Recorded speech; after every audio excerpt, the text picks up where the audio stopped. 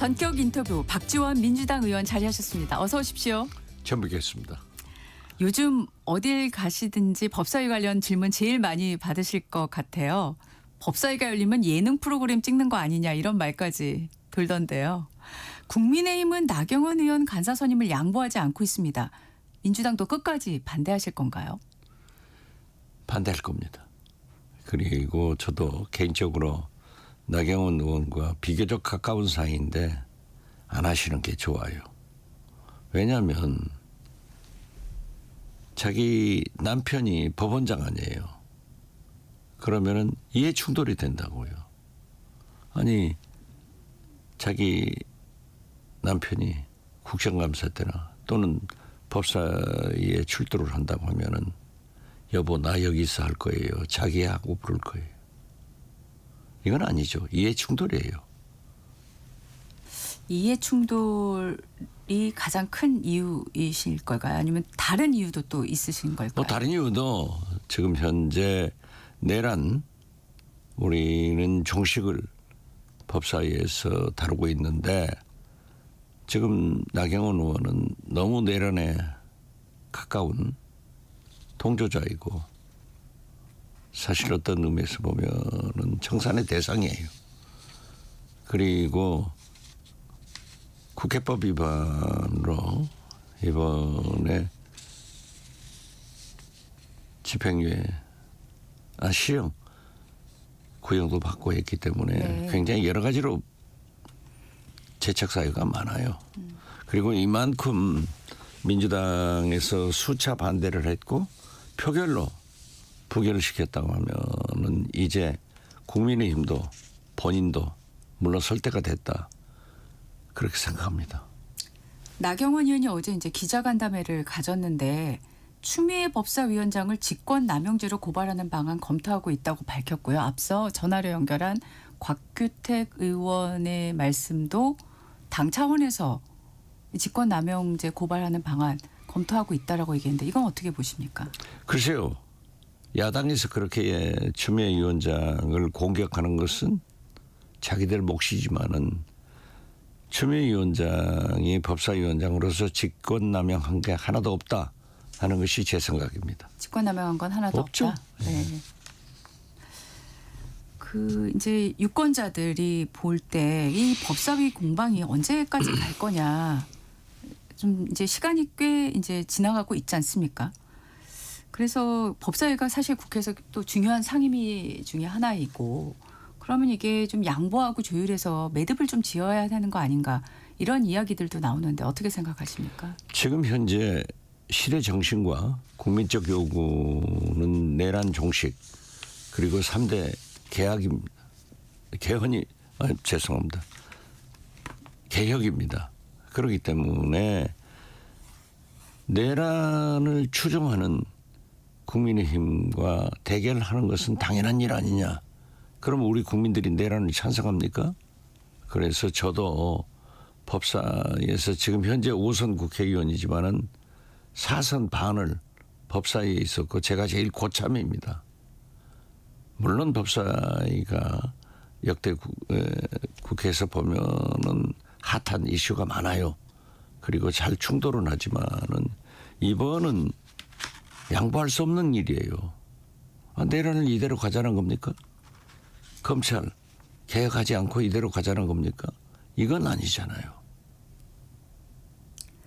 사실 어제 이제 추미애 위원장이 간사 자격이 있는 분을 추천하라 이런 말까지 하셔가지고 뭐 계속 그 지금 의원님도 말씀을 하셨지만은 민주당의 입장이 변화가 없구나라는 걸를 누구든 이제 짐작을 할 수 있는 상황인데 이 법사위가 계속 이렇게 공방을 가면 계속 유권자들이 보기에 이게 너무 지리하게 그리고 어떤 정당 간의 타협의 모습이 안 보이는 상태로 가는 거에 대해서 추석 이런 연휴 때도 정치 얘기 많이들 하실 텐데 그런 언급들도 좀 있지 않을까요? 거듭 말씀드리지만은 내란 종식 없는 협치는 없습니다. 알겠습니다. 오늘 이제 정부조직법 개정안이 본회의에 상정될 예정입니다. 국민의힘은 필리버스터로 대응하겠다는 입장인데요. 민주당이 당초 본회의에 비쟁점 법안 60여 건을 함께 상정하려고 했는데 지금 국민의힘이 모든 법안에 대해서 필리버스터를 예고를 해서 지금 4개 핵심 법안만 우선 처리하는 입장으로 가르마를 타신 것 같아요. 그럴까요? 원내 지도부에서 그런 결정을 했고 저도 오늘 이 목포에서 김대중 대통령 노벨 평화상 기념 큰 행사가 있고 제가 거기에 출연해서 발표를 하기로 돼 있는데 오늘 본회의에서 표결은 없을 것으로 예상했지만 패스트트랙을 우리 민주당에서도 발의를 하기 때문에 저도 가지 못하고 국회에서 본회의에 참석합니다마는 어떻게 됐든 정부 저주권만 하더라도 새 정부가 들어섰으니까 이재명 대통령이 국정을 펼 수 있는 그런 조직을 만드는 게 당연한 것 아니에요? 이것을 가지고 방해를 하는 것은 옳지 않죠. 4개 핵심 법안 중에서 어느 법안부터 가장 먼저 올라갈까요? 역시 정부조직법일까요? 정부조직법으로 알고 있습니다. 아, 네. 어제 이제 노만석 검찰총장 대행이 정부조직법 개정안 상정 하루 앞두고 이런 말을 했습니다. 헌법에 규정된 검찰을 지우는 것은 성공적인 검찰 개혁의 오점이 될 수 있다. 이런 입장문을 냈는데 어떻게 들으셨습니까? 검찰은 입이 1000개라도 할 말이 없어요. 만약 윤석열 내란 사건을 검찰이 김건희의 도이치모터스 주가 조작, 양평 고속도로 문제를 제대로 수사했다고 하면은 이런 게 생겼겠어요? 그리고 검찰은 헌법기관이 아닙니다. 정부 조직의 하나이지. 검찰은 헌법기관이 아니다. 그렇습니다. 네. 이 질문도 한번 드려보고 싶습니다. 검찰개혁과 관련해서 조국 혁신당 비대위원장이 보안 수사권 폐지가 검찰개혁의 입법 정신이라고 말을 했습니다.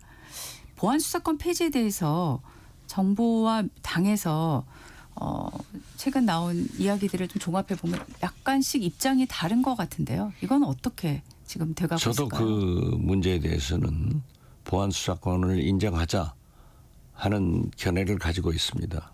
그리고 우리 민주당 내에서나 정부에서도 그런 입장을 가지고 있는 분들도 많은데 이것은 앞으로 당정대 그리고 민주당 의원총회에서 토론을 해서 결정할 문제라고 생각합니다. 네. 그러나 네. 검찰 개혁에 후퇴는 없다는 것을 다시 한번 말씀드리고 예. 앞으로 당정대 그리고 의원총회를 통해서 더 논의는 일단 해야 된다. 아 그렇죠. 당연하지. 네. 민주정당인데. 네. 예. 조희대 대법원장 현안 청문회 관련해서 또 질문을 드려보겠습니다. 네. 지도부와 사전 논의 없이 법사위원들끼리 한 거다. 뭐 이런 얘기가 있었는데 어제 뭐 정청래 대표 또 발언을 보면 뭐 꼭 그렇지만은 않은 것 같고요. 지도부하고 상의 없었던 것만은 사실이고요. 저도 대통령실에 죄송합니다. 전화를 해보니까 거기도 모르고 있던 건 사실이에요. 그리고 어제 추미애 법사위원장이 여권 의원들하고 앉아서 차 한잔 하시면서 사법부 삼권 분립만 있는 게 아니라 국회도 권한이 있는 거다. 그리고 상임위에서의 모든 결정권은 상임위가 갖는 거지 꼭 지도부하고 협의할 필요는 없다 하는 말씀을 하면서 또 정청래 법사 대표도 네. 이제 처음에는 좀 상이 있었으면 저도 그래도 그러한 중대한 문제에 대해서는 당정대가 한번 사전 협의를 하는 것이 좋지 않느냐 이 생각을 갖습니다. 그렇지만은 어제 정청래 대표도 우리 법사위를 방문해서 잘 하시라고 네. 격려를 하시더라고요. 네, 네. 그렇기 때문에 법사위의 고유 위원장의 권한이지만은 그래도 집권 여당이면은 상의를 하는 것이 좋겠다 하는 저 개인적 생각은 있습니다만은 이것이 잘못된 것은 아니고 또 대통령실에서는 아직 아무런 의사가 없었고 당 지도부에서도 즉 정청래 당대표나 김병기 원내대표도 이해를 하는 것으로 알고 있습니다. 네. 이 민주당 지도부에서는 이번 상황과 관련해서 마치 당내 갈등이 있는 것처럼 언론이 이간질했다. 이런 발언도 나왔고 조희대 청문회는 대선 직전에 후보를 바꿀 수 있다는 오만과 자만이 부른 자업자득이다. 뭐 이런 말씀도 했고요. 이 지금 많은 말들이 워낙 쏟아져 나와서 한번 또 의원님 말씀도 들어보고 싶어요. 정청래 대표께서도 대통령도 갈아치우는 마당에 대법원장이 뭐라고 이런 글도 올리시고 이거 어떻게 봐야 될까요? 글쎄요. 정청래 대표의 그 발언에 대해서 오늘 진보 보수할 것 없이 언론 사설이나 기사로 상당히 과유불급이다 하는 지적을 했더라고요. 정청래 대표가 그렇게 말씀하신 것은 사법개혁에 우리가 완전하게 무게를 두고 어떠한 경우에도 이번 내란 청산과 3대 개혁을 해나가겠다 하는 강한 의지를 표시한 거지 그렇게 구체적 즉 달을 보면 되지 왜 손가락을 보는가 하는 생각 같습니다. 네. 지난번에도 사실 조희대 대법원장이 청문회에 불출석을 했기 때문에 이번 청문회도 열려도 과연 나오겠느냐 이런 말씀들 많이 하지 않습니까? 그런 예측을 하고 또 그러한 보도가 있긴 합니다. 그렇지만은 사법부도 재판을 열면은 피고인들이 나가는 것이 원칙 아니에요? 법에 의거해서 청문회를 한다 하면은 조희대 대법원장이나 법원 관계자들이 반드시 출석하는 것이 자기들의 의무다 이렇게 말씀드립니다. 출석은 의무다. 예. 네. 어제 또 천대엽 법원 행정처장이 우현식 국회의장을 예방을 했습니다. 우 의장이 국민이 왜 사법부를 걱정하고 불신하는지 돌아봐야 한다고 말을 했고 천 처장은 사법개혁이 국민에게 유익한 방향으로 진행돼야 한다. 이렇게 얘기를 했는데 이 만남이 의미가 있었다고 보시나요? 어제 우원식 국회의장이 천대엽 법원 행정처장의 방문을 받고 결자 해지하라. 네. 여기에 모든 것이 포함되어 있고 천대엽 행정처장께서 우원식 국회의장을 만나 뵙고 바로 법사위원장실로 와서 추미애 위원장을 방문했을 때 우리 여당원들이 거기에서 협의를 하고 있었습니다. 그러니까 똑같은 얘기를 하면서 네. 무신분립이다 하고 추미애 위원장이 하시더라고요. 국회의장의 결자 해지, 법사위원장의 무신분립 잘 해석해 주기 바랍니다. 천 행정처장이 이재명 대통령 공직선거법 사건은 대법관 전원 검토 끝에 전원 합의체에서 회부하기로 결정한 거다라고 말을 했고요. 이거는 민주당 의원들이 원래 소부에 배당됐던 이 대통령 사건을 조희대 대법원장이 끼어들어서 전원 합의체 회부한 것 아니냐 한 데 대한 반박으로 보이는데 이 얘기는 어떻게 보십니까? 저는 반박까지는 보지 않습니다. 법원 행정처장으로서 자기들이 그러한 일을 했다는 것을 해명했다. 그리고 모든 것을 그렇게 갈등으로 볼 필요는 없어요. 우리가 지적하는 것은 우리의 의구심을 지적하는 거고 법원에서는 사실 여부를 확인해 주면 되는 겁니다. 그 조희대 대법원장, 네, 조희대 대법원장 관련 의혹이 또 하나 이제 또 언급된 게 있는데 김병주 민주당 최고위원이 개헌 발표가 있었던 12월 3일 다음 날에 계엄사령부에서 대법원장에게 전화했을 가능성이 크다. 그러면서 조 대법원장이 12.3 비상계엄에 동조했다는 의혹을 제기했는데 이 김병주 의원 발언은 어떻게 생각하십니까? 국회의원은 의혹에 대해서 얘기할 권한이 있습니다. 거기에 대한 상대 기관은 답변을 하면 되는 겁니다. 자, 우리가 계엄 의혹을 제기했을 때 저도 김민석 당시 수석 최고위원에게 이건 아닌 것 같아. 하지 말자. 이런 얘기를 했어요. 네. 그렇지만은 결국 결과적으로 보면은 박지원은 틀렸고 김민석은 옳았단 말이에요. 그러니까 정치권이라고 하는 것은 그 의혹에 대해서 제기를 할 수 있는 권한도 있고 그 사실을 밝힐 의무는 상대 기관에 있다. 그렇게 해석합니다. 네. 서영교 의원이 제기한 그 의혹에 대해서 뭐 가짜 뉴스라는 이런 비판도 나오고 있고 그렇지만 의원님께서는 꾸준히 틀릴 리가 없다 이렇게 말씀을 하고 계시는데 어떻습니까? 저는 지금도 여전히 서영교 의원을 신뢰하고 네. 야당이나 여당이나 국회의원은 정부 기관에 대해서 의혹이 있는 문제는 제기할 권한이 있다. 그 권한을 침해해서는 안 된다. 물론 우리 국회의원도 사실관계를 잘 확인하고 점검을 해서 얘기를 해야 되지만은 그 의혹 자체를 문제 삼는 것은 정치를 하지 말라는 소리나 똑같습니다. 네. 관련해서 나경원 의원이 조희대 대법원장 녹취 관련 청문회를 요구하겠다고 했는데 이건 어떻게 보십니까? 그건 나경원 의원이 법사위원이기 때문에 요구하면 요구하는 거죠. 그래서 법사위에서 가결되면은 하는 거고 부결되면은 못 하는 거고 이게 민주주의 아니에요? 알겠습니다. 그 이재명 대통령 유엔 총회 관련해서 또 질문을 좀 드려보겠습니다. 취임 후 첫 유엔 총회 기조 연설에서 한반도 평화 문제 해법으로 END 이니셔티브를 제시했습니다.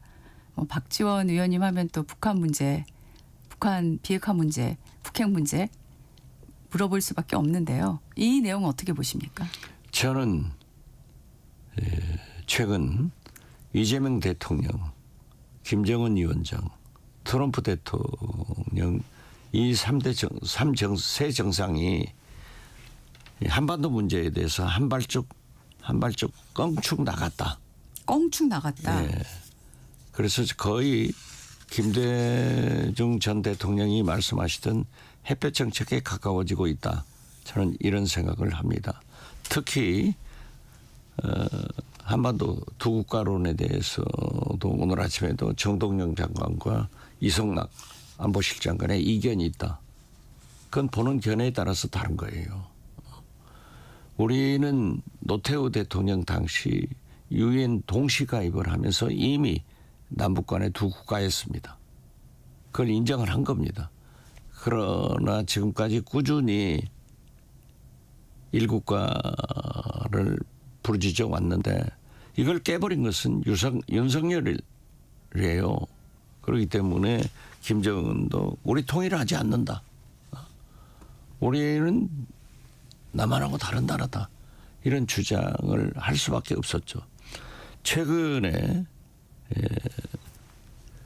비핵화 문제에 대해서 김정은은 우리는 핵을 보유하고 있다. 비핵화에 대해서 얘기하지 마라. 하는데 여기에 화답한 것이 트럼프 대통령입니다. 북한의 핵을 사실상 인정하고 모라토리움 동결로 가자. 일기 때처럼 이것을 김정은도 트럼프도 이재명 대통령도 END 거기에 포함시키고 있다.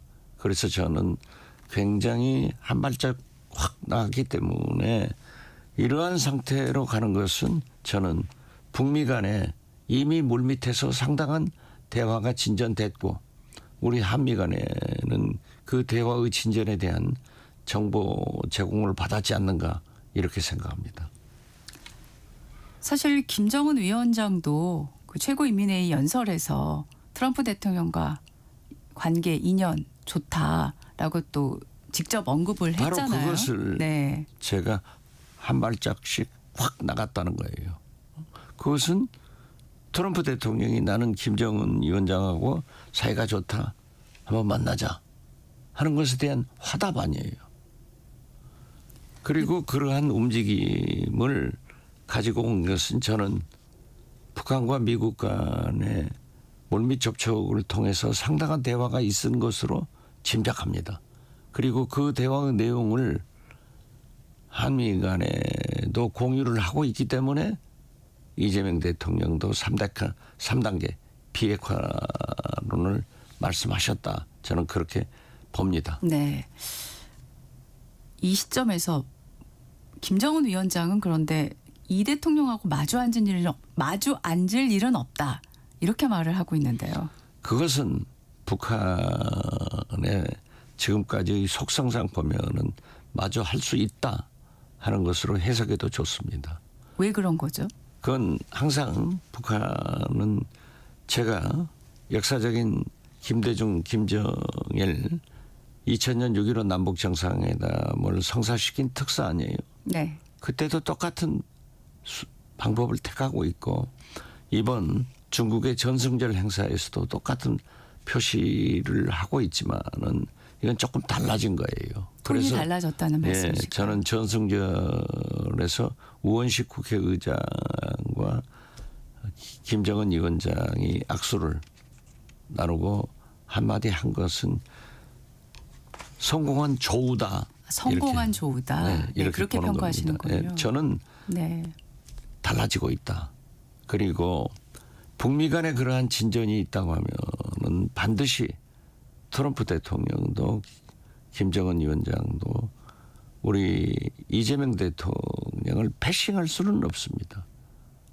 그래도 페이스메이커로 이재명 대통령의 역할이 있고 우리 땅에서 할 수밖에 없다. 저는 그렇게 봅니다. 10월 말에 있을 경주에서 개최될 에이펙 정상회의가 어떤 계기가 될 수 있을 거라고 보십니까? 그렇습니다. 어떻게 됐든 10월 말 에이펙 회의는 트럼프, 시진핑 다 오기 때문에 상당한 우리 이재명 대통령의 외교 능력을 세계에 자랑할 만한 그런 계기를 만들어줘야 되고 특히 제가 오래전부터 계속 주장했지만은 트럼프 대통령이 한국을 방문하면서 북한도 동시 방문해라. 그러나 평양에 미국 대통령이 방문할 수 있는 캐파시티가 어려워요. 그렇다고 하면은 문재인식으로 서울에 오셔서 판문점에서 만날 수 있지 않느냐. 문재인 대통령 때는 김정은 위원장이 탈북해서 우리 판문점 자유집에서 만났지만은 이번에는 이재명 대통령과 트럼프 대통령이 월북해서 북측의 판문각이나 혹은 개성에서 만날 수 있지 않는가. 저는 그러한 것이 일어나도록 계속 말씀을 했는데 지금 현재 트럼프나 김정은, 이재명 대통령의 메시지를 보면은 그런 기적이 일어날 수도 있다. 저는 그렇게 짐작합니다. 네. 이 시점에서 또 국민의힘 이야기를 좀 질문하지 않을 수 없습니다. 장동혁 국민의힘 대표가 E&D 이니셔티브를 두고 결국 대북 퍼주기, 북핵 용인이라는 결말로 끝날 것이다. 이렇게 말했는데 어떻게 보십니까? 그분들은 퍼주기 안 해가지고 남북관계를 살려냈습니까? 오히려 가장 망쳐버린 것은 9.19 군사합의 같은 건 설사 북한이 지키지 않더라도 우리가 깨서는 안 됩니다. 국제사회에서 그 협약을 준수하라고 주장할 수 있잖아요. 그걸 누가 깨버렸어요? 윤석열 아니에요. 말만 입만 버리면은 퍼주기 하는데 퍼주기 안 한 자기들은 다 성공했나요? 그것은 일고의 가치도 없는 얘기입니다. 어제 이제 김건희 여사 첫 재판이 열렸고 법정 모습이 또 일부 공개됐는데 김 여사는 이제 기소된 혐의는 모두 부인을 했습니다. 어떻게 보셨습니까? 글쎄요. 부창부수더라고요. 그 남편의 그 부인이다 이런 생각했는데 세상이 다 알고 증거가 나와 있는 것을 막무가내로 다 부인해버리고 또 남편과 달리 법정에 나온 것은 평가를 합니다. 다행한 것은 어제 보니까 건강하더라고요. 그래서 감옥 생활을 잘 견디는구나 이것은 느꼈습니다. 그 부인한다고 해서 국민이 역사가 사법부가 용서할 것 같아요? 명명백백한 사실을 부인하는 것은 파렴치하다 이런 생각 같습니다. 그 내일 있을 재판에 윤석열 전 대통령이 출석을 하겠다고 했고 지금 특검에서는 이제 중계를 지금 법원에 요청한 상황이고요. 이런 상황은 어떻게 보십니까? 윤석열 전 대통령이 계속 그 법원 출석을 특검 출석이죠. 특검 출석은 거부한 상태에서 내일 재판은 또 나오겠다고 보석신문도 나오겠다고 하고. 네. 특검 출석은 물론 법원 재판 출석도 하지 않았습니다. 9번째인가요? 네, 그렇네요. 그렇게 안 했어요. 네네. 안 했는데 자기 보석 신청해가지고 거기는 나오겠다. 그리고 이제 보석 신청하면서 특검에서 구치소로 오면은 조사에 응하겠다. 이건 거듭 말씀드리지만은 전직 대통령으로서 검찰총장으로서 검사로서 얼마나 파렴치한 인간입니까? 반드시 내일 나오겠다고 하면은 생중계해서 그 모습을 국민한테 한번 보여야죠. 저는 사법부가 허락하기를 바랍니다. 그 지금 법사위 상황을 다시 한번 좀 한 가지만 더 질문을 드리고 싶습니다. 이제 법사위에서 정부조직법은 의결이 돼서 넘어갔고 그 외에도 이제 앞으로 처리해야 될 의안들이 나올 때마다 네. 계속 국민의힘하고 지금 뭐 간사 선임 문제를 비롯해서 계속 이제 충돌할 수밖에 없는 상황인데 아까 법사위에 가장 경력이 오랜 의원으로서 좀 뭔가 이 어드바이스를 할 수 있다면 어떤 게 있을까요? 저는 국민의힘이 왜 나경원입니까? 교체해서 합법적인 좋은 의원을 추천하면은 민주당에서도 가결시키겠다 하는 말씀드립니다. 어떤 경우에도 나경원 의원의 간사는 이해 충돌 여러 가지 문제가 있기 때문에 특히 내란 혐의로 조사를 받아야 돼요. 알겠습니다. 네. 오늘 또 시간상 여기까지 의원님 말씀 듣도록 하겠습니다. 박지원 민주당 의원과 말씀 나눴습니다. 고맙습니다. 네, 감사합니다. 3부 여기서 마칩니다. 4부에선 진격의 경제 문화 이슈 이어갑니다.